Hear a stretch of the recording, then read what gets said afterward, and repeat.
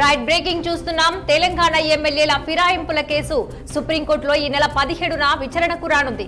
ఎమ్మెల్యేల విచారణకు మరింత గడువు కావాలని తెలంగాణ అసెంబ్లీ స్పీకర్ కార్యాలయం వేసినటువంటి పిటిషన్ తో పాటు స్పీకర్ గడ్డం ప్రసాద్ కుమార్ పై దాఖలైన కోర్టు ధిక్కార పిటిషన్ కూడా అదే రోజు విచారించనున్నారు. ఈ మేరకు పిటిషన్ ను నవంబర్ 17న లిఫ్ట్ చేయాలని జస్టిస్ గవాయ్ ఆదేశించినట్లు తెలుస్తోంది.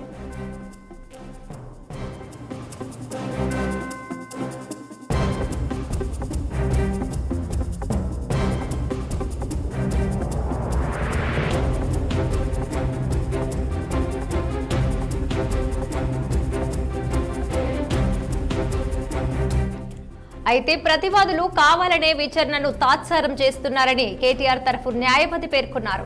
నవంబర్ 23న జస్టిస్ గవాయ్ పదవీ విరమణను కోర్టు దృష్టికి తీసుకురావడంతో ఆయనపై సీజేఐ అసహనం వ్యక్తం చేశారు.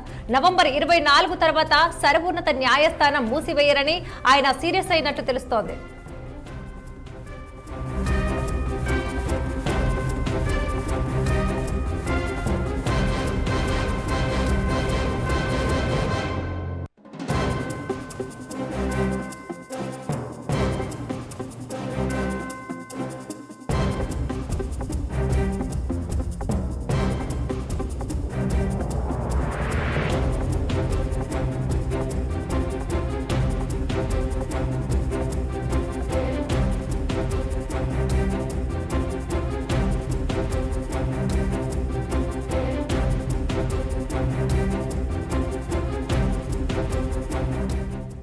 BRS working president KTR speaker Gaddam Prasad Kumar court ధిక్కార petition వేశారు.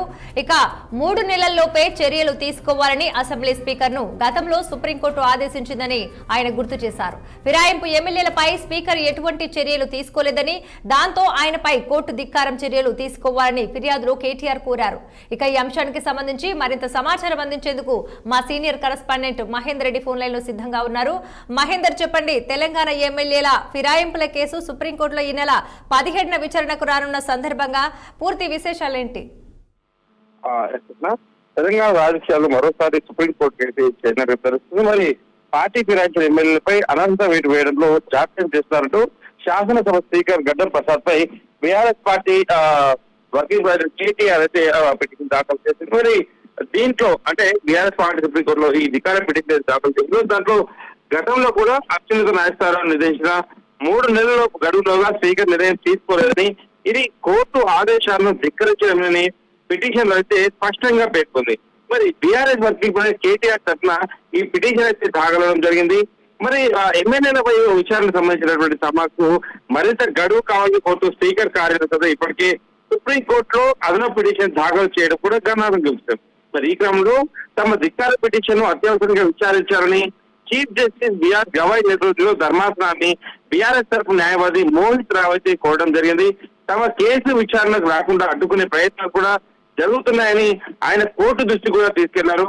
దీనిపై స్పందించినటువంటి చీఫ్ జస్టిస్ గవాయ్, నేను ఈ నెల 23న పదవి విరమణ చేస్తున్నారు కాబట్టి తర్వాత నవంబర్ 24 సుప్రీంకోర్టు సెలవులను కూడా ఆయన వ్యాఖ్యానించడం మొన్న చూసాం. మరి ఇవన్నీ అంటే ఇరు వర్గాల వాదనల అనంతరం ఈ పిటిషన్ పై విచారణకు వచ్చే సోమవారం చేపడతామని కూడా ధర్మాసనం ప్రకటన చేసింది.